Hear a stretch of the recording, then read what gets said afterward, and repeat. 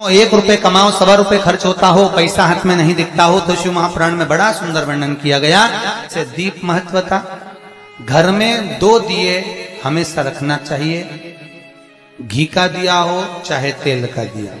ज्यादा से ज्यादा दियों को बदलना नहीं चाहिए। जैसे मालूम पड़े आज ये वाला दिया लगा दिया, फिर 15 दिन चला उसको फेंक दिया, दूसरा दिया लगा दिया। शास्त्र कहता है, शिव महापुराण कहती है, जिसके घर में दिया एक लेता है और वही दिए में निरंतर बत्ती लगती रहती है, तो उसके घर में संपदा की वृद्धि होती रहती है। दिया ज्यादा नहीं लगता, संपदा। बेलपत्री के पेड़ के नीचे सोमवार के दिन किसी ब्राह्मण को यदि या ब्राह्मण के बालक को खीर का भोजन करा दिया जाए, और यदि ये भी नहीं करा सके तो सोमवार की सोमवार शाम के समय अगर बेलपत्र के पेड़ के नीचे घी का दिया लगाकर आए, 5 सोमवार लगाकर आइए, अपने आप लक्ष्मी में बरकत बनना चालू हो जाती है, संपदा बनना चालू हो जाती है। क्यों? रुद्राक्ष का वृक्ष भगवान शंकर के नयन अश्रु से बना है, और बेलपत्री का वृक्ष माता पार्वती के नयन अश्रु से। इसलिए बेलपत्री के पेड़ के नीचे शाम को दिया लगाने से लक्ष्मी की प्राप्ति होती है। व्यापार नहीं चलता तो लक्ष्मी आती है, कहीं पैसा डूब गया तो लक्ष्मी प्राप्त होती है। हजारों लाखों गुना पुण्य बेलपत्री के पेड़ के नीचे की मिट्टी का शिवलिंग बनाकर पूजन करने से प्राप्त हो जाता है।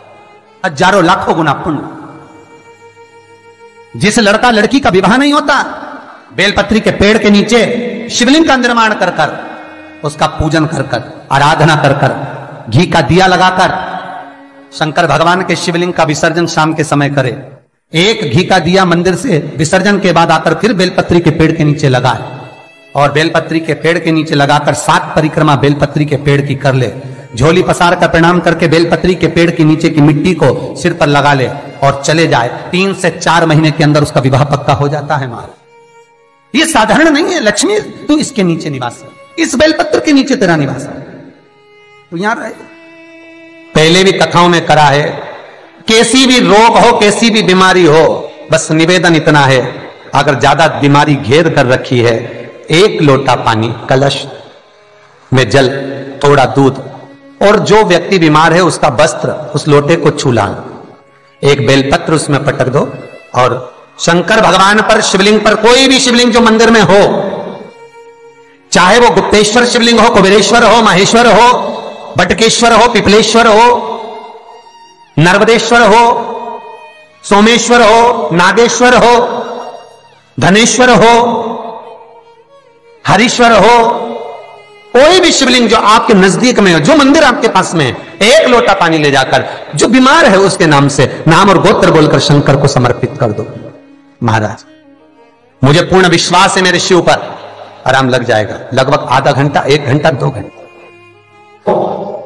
शंकर को 12 महीने शिवरात्रि आती है, हर महीने शिवरात्रि आती है।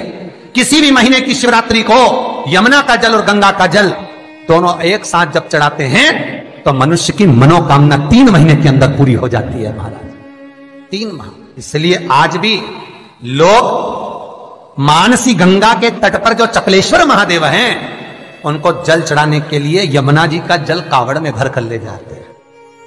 कावड़ में कहां लेकर जाते हैं? चकलेश्वर महादेव पर। यमुना मथुरा से जल गोवर्धन लेकर जाते हैं, चकलेश्वर महादेव, चकलेश्वर महादेव यमुना का जल लेकर जाते हैं। शास्त्र कहता है, मानसी गंगा के तट पर, गिरि गोवर्धन जी की परिक्रमा में जो मानसी गंगा पड़ती है, मानसी गंगा के तट पर चकलेश्वर महादेव विराजमान है। यमुना जी का जल भरकर जो प्रदोष के दिन चकलेश्वर महादेव को 3 बेलपत्र, 1 शमी का पत्र उसमें कलश में डालकर, 7 चावल के दाने उसमें डालकर, जिस व्यक्ति से पैसा लेना हो वो नहीं दे रहा हो, रुपया अड़ गया हो, कहीं व्यापार में डूब गया हो, धन नहीं आ रहा हो, वो जल जो शंकर जी को, चकलेश्वर महादेव को समर्पित कर देता है, उसका धन गया हुआ 6 महीने के अंदर उसके पास वापस प्राप्त हो जाता है। चकलेश्वर महादेव। मैं फिर निवेदन करूंगा, जीवन में अगर दुख है, तकलीफ है, कष्ट है ज्यादा, तो शमी वृक्ष की 108 पत्तियां, 133 पत्तियां, 111 पत्तियां, शमी वृक्ष की पत्तियों को लो, शंकर भगवान पर समर्पित करो, फिर जल चढ़ाओ, फिर समर्पित करो, फिर जल चढ़ाओ, फिर समर्पित करो, फिर जल चढ़ाओ।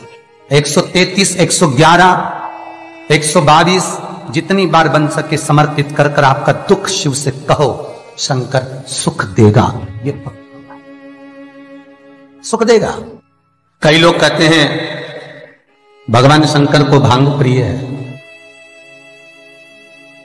शिवरात्रि के दिन लोग रात भर भांग घोट घोट के शंकर भगवान का नाम ले लेके खूब पीते और बदनामी मेरे भोलेनाथ की करते कि शंकर जी का प्रसाद है। जितने लोग कहते हैं कि शंकर को भांग प्रिय है, कहीं एक जगह पर शिव महापुराण में लिखा हुआ बता दो कि शंकर को भांग प्रिय है, कहीं एक जगह पर। और शिव पुराण जाने दो तो लिंग पुराण के अंदर बता दो, कहीं पद्म पुराण में, अग्नि पुराण में, नर्मदा पुराण में, भविष्य पुराण में, नारद पुराण में, बरहा पुराण में, जहां तुमको मिल जाए वहां लिखा हुआ बता दो कि शंकर को भांग प्रिय है। तो फिर क्यों देवता का नाम बदनाम करना? कई लोगों ने शंकर जी के ऐसे ऐसे फोटो बना रखे कि शंकर जी गांजा पी रहे हैं।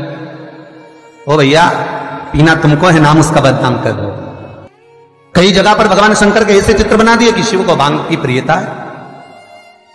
बेलपत्र यदि लक्ष्मी प्रदान कर रहा है, बेलपत्र यदि आपको संपदा प्रदान कर रहा है, तो शमी पत्र आपको वैभव प्रदान कर रहा है। शमी पत्र आपके जीवन में सुख का अनुभव करा रहा है। शमी पत्र आपके जीवन में अटके हुए काम को सिद्ध करा रहा है। वैभव, कार्य सिद्धि, सुख, ये शमी पत्र प्रदान करता है। इसीलिए बेलपत्र तो केवल भगवान शंकर को चढ़ती है, बेलपत्र गणेश जी को चढ़ती है, देवी को बेलपत्र, और शमी पत्र एक ऐसा पत्र होता है, 33 कौटि देवता शमी पत्र को पाने के लिए, 33 कौटि देवता शमी पत्र के सुख का आनंद पाते हैं। ऐसा 33 कौटि देवता। शमी का पौधा कब भगवान शंकर के शरीर से प्रकट हुआ? बेलपत्री का पौधा तो माता पार्वती के नैन अश्रु से प्रकट हुआ। रुद्राक्ष का पौधा भगवान शंकर के नैन अश्रु से प्रकट हुआ। और शमी का जो पौधा है वो उमा और महेश, जब माता पार्वती का एक अवतार हुआ था, उमा अवतार, जब माता पार्वती उमा अवतार लेकर प्रकटी थी, तब भगवान शंकर महेश्वर बनकर प्रकटे थे।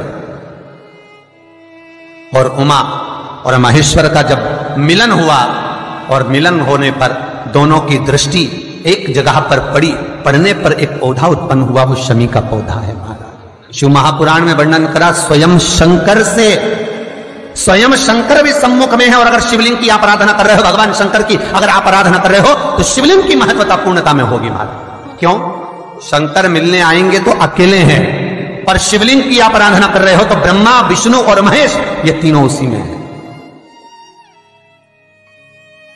एक शिवलिंग में, आपको पहले भी कहा है कि शंकर का शिवलिंग जो होता है, उस शिवलिंग में नीचे का भाग ब्रह्मा है, मध्य का भाग विष्णु है और ऊपर का भाग शिव है।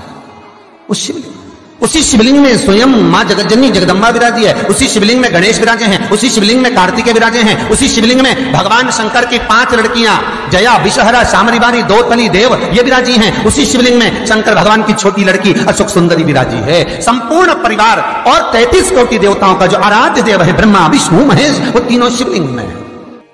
ये पूरे भूमंडल पर, ये पूरी पृथ्वी पर शंकर जी की बड़ी बड़ी मूर्तियां नहीं मिलेंगी मंदिर के अंदर। राम जी की मूर्ति मिलेगी, भगवान कृष्ण की मूर्त मिलेगी, जगदम्बा दुर्गा भवानी की मूर्त मिलेगी, दत्त भगवान की मूर्त मिलेगी, शनि महाराज की मूर्ति मिलेगी, नरसिंह भगवान की मूर्ति मिलेगी, पर भगवान शंकर की कोई मूर्त मंदिर के अंदर नहीं। शंकर का शिवलिंग मंदिर के अंदर मिलेगा। क्यों? क्योंकि शंकर कहते हैं मेरे लिए ब्रह्मा, विष्णु, सारे देव मेरे अपने हैं, मैं इनको छोड़ नहीं सकता, वो मुझ में रमे। पार्वती मैया कहती है भोलेनाथ में समा। दुनिया के लोग कहते हैं, मेरे पास में अभी कुछ समय पहले नारद जी आए थे, नारद जी ने कहा क्यों उस भंगेड़ी से शादी करते हो, क्यों उस गंजेड़ी से शादी करते हो? तो क्या आप भांग खाते हो? क्या आप भांग खाते हो? शंकर भगवान बोले नहीं पार्वती, दुनिया खाती है, मुझे तो भोग लगाती है। तो तुम कुछ बोलते क्यों नहीं हो कि दुनिया के लोग तुम्हारे सामने भांग रख देते हैं और तुम कुछ बोलते हैं? अरे पार्वती, क्या बताऊं, समुद्र मंथन में जब विष निकला, उस विष को मैंने पिया, पीने के बाद मेरे मुख से कुछ बूंदे जमीन पर गिर गईं। कैलाश पर्वत पर बूंदे गिरी, सांप और बिच्छू ने ले ली, कुछ बूंदे जमीन पर गिर गई, जिससे पौधा उत्पन्न हो गया भांग का। कोई दर्शन करने कैलाश पर आ गया, भांग लगी हुई देखी तो काट काट के ले गया, मेरे चरणों में पड़ी थी तो सोचा प्रसाद होगा, ले गया, घोट घोट के मेरे को भी पिलाए, खुद भी पी जा। पर मुझे भांग प्रिय नहीं है। पार्वती मुझे भांग की प्रियता नहीं है। पार्वती मैं क्यों नशा करूंगा? तो पार्वती बोलती है, दुनिया के लोग कहते हैं आप तो नशेले हो। भगवान शंकर बोले, हाँ नशा तो करता हूं, पर किसका? राम नाम और कृष्ण नाम का। शंकर जी की कथा कहती है कि भांग घोट के, भांग पीस कर शंकर का श्रृंगार करो। क्यों? क्योंकि शंकर भगवान के कंठ पर जो विष भरा हुआ है, उस विष की तपन बहुत ज्यादा है। उस तपन को भांग का जो लेपन है, भांग का जो श्रृंगार है, वो ठंडक देता है। पर शिव महापुराण की कथा यह नहीं कहती कि तुम घोट घोट के पी जाओ। शंकर भगवान की जो जलाधारी है, बस उस जलाधारी का मुख उत्तर का होना चाहिए। घर में भी अगर शंकर भगवान का शिवलिंग रखते हैं अपन, तो शंकर जी की जो जलाधारी का मुख होता है वो उत्तर का होना चाहिए। भगवान को जब भी बेलपत्र आप शिवलिंग पर समर्पित करते हैं, तो ये डंडी का मुख आप जहां बैठकर कर रहे हो, आप उधर बैठे हो, इधर बैठे हो, इधर बैठे हो, जहां तुम भगवान शंकर के सामने बैठे हो, इस डंडी का मुख, तुम जिस जगह पर बैठकर बेलपत्र समर्पित कर रहे हो, तुम जिस जगह बैठकर बेलपत्र चढ़ा रहे हो, तुम जिस जगह बैठकर बेलपत्र को भगवान शिव को समर्पित कर रहे हो, इस डंडी का मुख आपके ठीक विपरीतता के भाव में होना चाहिए। भगवान शंकर को जहां बैठकर चढ़ाओ, डंडी का मुख विपरीतता का। महाराज जब शमी पत्र भगवान शंकर को समर्पित करो, तो शमी पत्र की डंडी का भाग आपकी ओर होना चाहिए। बेलपत्र की डंडी विपरीता भाव और शमी पत्र की डंडी का भाव, शमी पत्र की जो डंडी होती उसका भाग अपनी ओर हो।